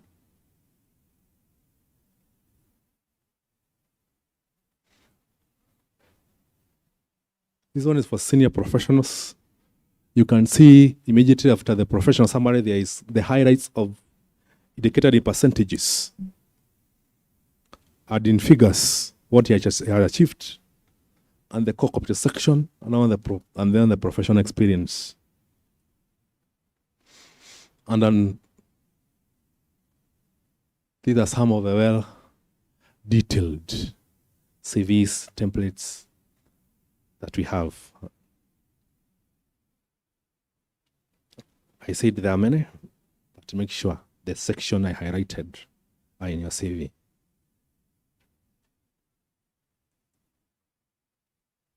And now, I think I will come to the end of this presentation. Unless you have questions.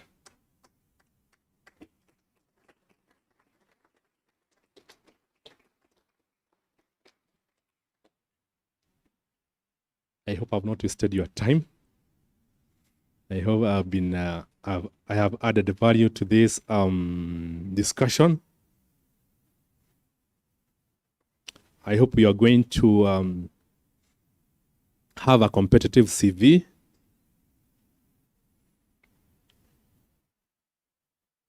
And since the CV is the first interaction between the employer and you, make sure it represents you well. It's part of the career branding as you start your career, or as you progress with your career, or for you seek for promotion or career change. A CV tool is very important. It doesn't matter whether it is through a referral that you're going to give your CV, but your CV must be nice. I have seen people who have been instructed by managers to send their CV direct, and they are told to go and have an organized CV. So it doesn't matter whether you are applying online, it doesn't matter whether you are giving it to a referral, whether it is to a network. Make sure it is well organized and professional. Now you're going to take the questions. How many minutes do we give for the Q&A? 10?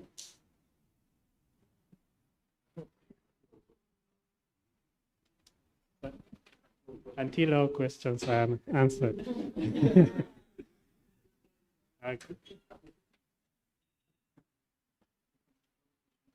Yeah, Isaac is picking the questions. Yeah. In the meantime, if you think you are very burning, you can start up as I wait for the rest. Zengo has a very burning, flaming. Yes.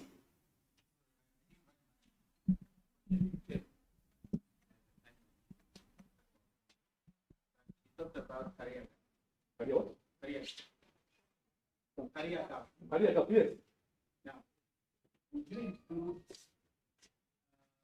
after passing the training? Yeah. In the career, say, been out of work or from there, running your own personal business that is keeping you, and now you want to Same thing here. Can someone include freelancing for CV gaps? Can somebody? Include freelancing. Freelancing. Very good. And that's very common with the people they are doing article writing, online jobs.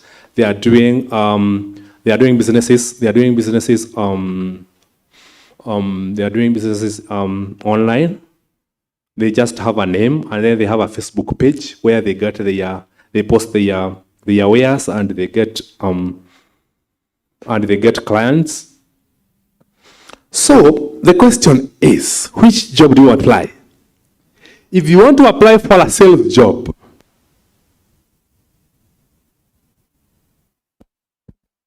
if you want to apply for a customer service job, there are some jobs that you can tailor your side hustle.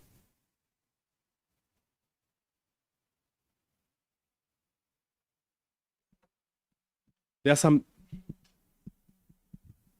some jobs you can tailor your side hustle to be little experience.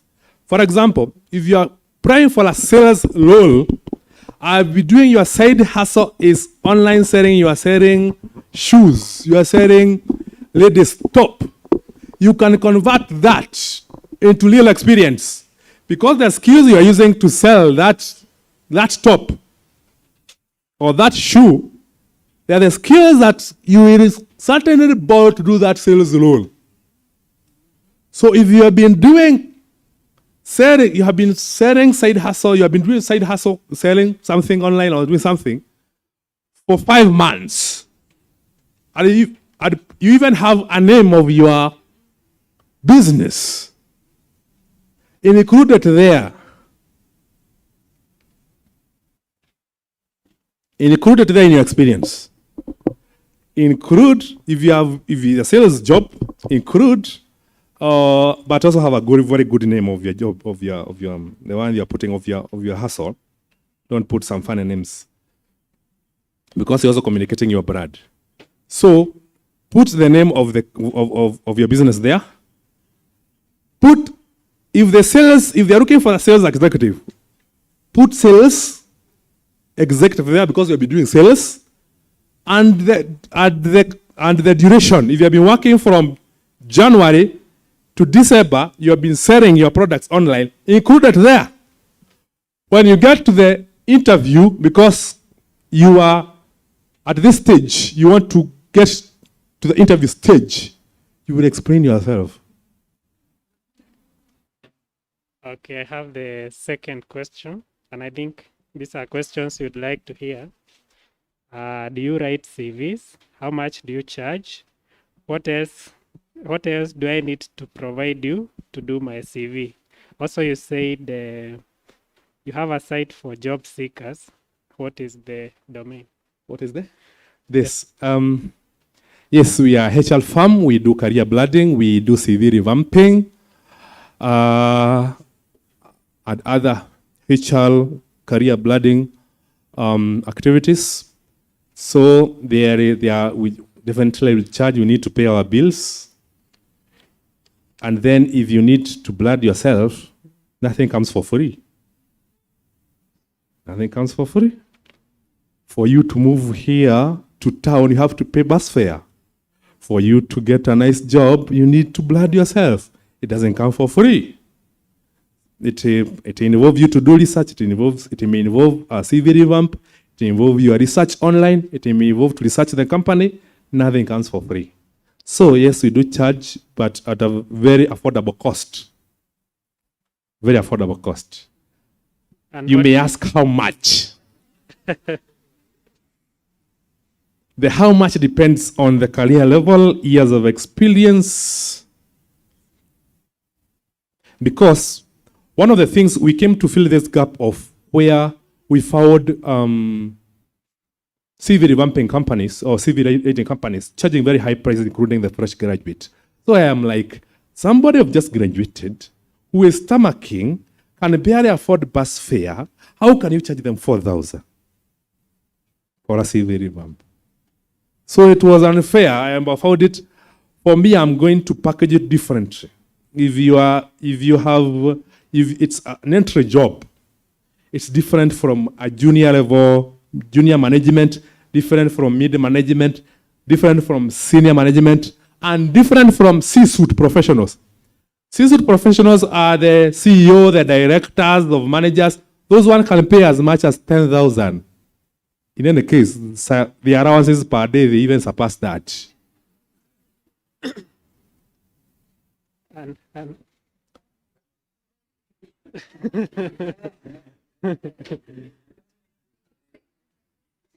to make this Yeah. Yes, so I don't, I had a problem. I had another presentation where I said it is 1,500 or 2,000, and then there were even sometimes I was given an offer of 1,000. Then somebody came to the office with 10 years experience and said, "You said 1,000." I'm like, "I'm not. You are senior management level. You can afford these things." And one of the reasons why we even categorized them is because the CV for people who have worked for quite some time, it is a lot of work packaging them. Even helping them to even come up with the achievement is another huge problem. So the time you're even paying for your time to repackage you. By the way, in your CV, we're also helping you to answer some interview questions. Like, why should we employ you? Why we should employ you are part of the achievements that you're supposed to indicate as you answer that question. Yeah. So I have an offer here for fresh graduates, just 1,000 bob.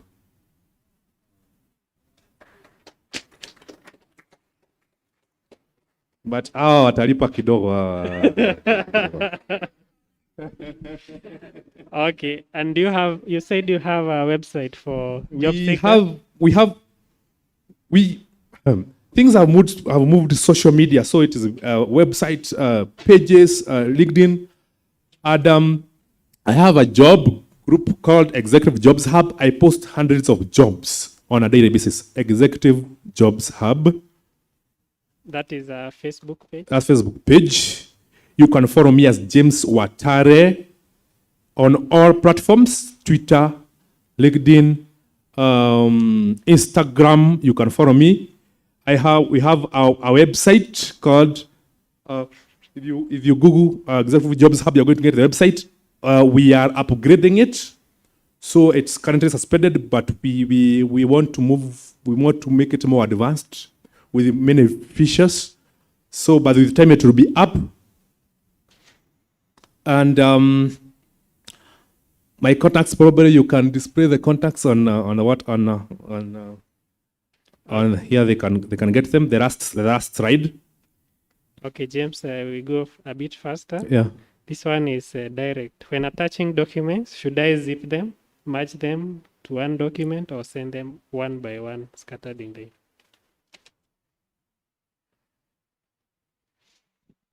Do not zip documents unless you have been told to do so. Another thing, do not attach certificates if you have not instructed to do so. If you have been told to attach your CV and application letter, please do not attach certificates. Anyone who needs your certificates will indicate that. Anyone who needs certificate will ask you during the job interview. Do not attach certificates if you have not been instructed to do so. Please. Because that's why people zip documents, because you want to combine all that certificates plus your CV plus your cover letter. No. In any case, even if you have been told to attach your documents, do not zip them unless you have been instructed to do so. Okay. Some people have been working when in school. If their CV is 3 to 4 pages, is it wrong to have such a CV for a fresh? It's not long. It shows it's not long at all. As long as is well done, organized, they are relevant. Please put them. On LinkedIn, you mentioned on your post that on the title, it should not be your current job. Advise what to update. LinkedIn is another whole topic. But to answer that concerned person, LinkedIn should indicate the job you are seeking for. If you are seeking for an administration job, put it there. If at administration, there are many types of administration. There is executive assistant, administration assistant, office managers. Indicate them, the job you are seeking at the LinkedIn. But LinkedIn is a whole new topic, and recruiters have adopted ways of pushing people from LinkedIn.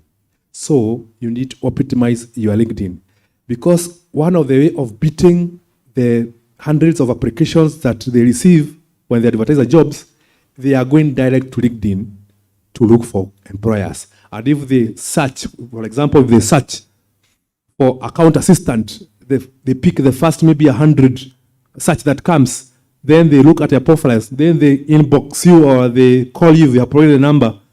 Those are the people that they interview, just to try and beat these hundreds of applications that are being sent. And that is picking up very fast. Actually, in the next coming years, as the trend continues, CV might be dead. And you'll be asked for your link to your LinkedIn profile. So this one is personal. If you are an employee and the employer doesn't advertise internally, only to see you are advertising out, should you apply? yes, apply. There are company policies that say you should advertise your jobs. It doesn't matter whether it is an internal, is an internal promotion, but there is company policies that indicate you should advertise that job. So apply. But then, why some of the employers would want to advertise your job, especially the one you are currently holding? Let me tell you something. You're either on your way out or they're expanding. Or just be careful why they're advertising your job, the one you are holding. Yeah. If you are pursuing a specific course and an opportunity arises which is not exact the course you did, how do you convince a potential employer through your CV that you are capable of doing that job even though you don't have experience in that? Through transferable skills I talked about. Yes, if you have been doing customer service and you want to go to administration, just indicate the transferable skills that you have. If you have been managing schedules cut across even in admin. If you are, there are some administration, if you are document filing, this one cuts across. If it is customer service, if it is client relations, it cuts across. Admin also requires the client relations skills. Include the transferable skills.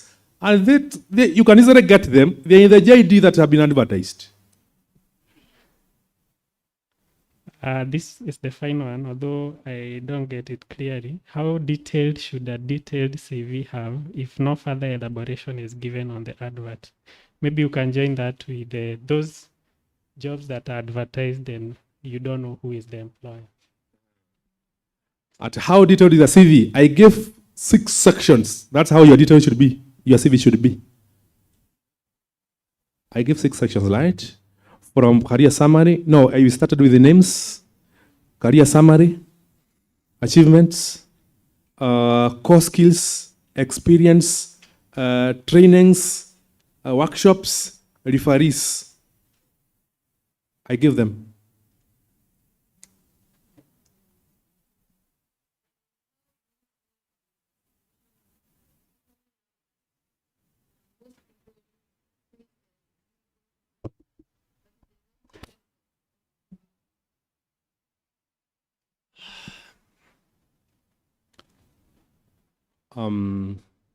Sometimes I find overqualification being unfair to some people, because, and that's one issue with the recruiter. Recruiters also have their own issues. Because if somebody applied for that job and you had even indicated the salary, that person wants that job. And definitely you want the best talent. Can you employ that person? 2, now I'm addressing now the job seeker. You have masters. You are seeking an entry level. Is now you to package yourself. You are looking for an entry position, even if you have masters.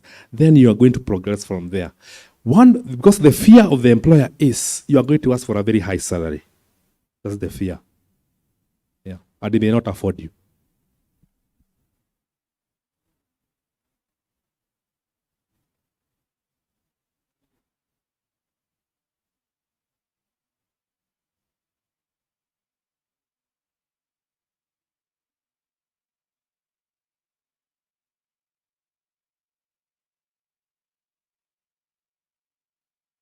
Yeah, I see them. Detailed CV is just the major section I talked about, then you elaborate them. If you have key skills, include all the skills you have related to the job and you pick them from the JD, plus the one you have that are not in the JD. Put all your qualification there, certifications that you have achieved, have a nice career summary. It is all what I said in the 6-7 section I talked about. Yeah, that's a detailed one. Yeah. Ladies and gentlemen, I think we have come to the end. Let's put up a hand of applause to.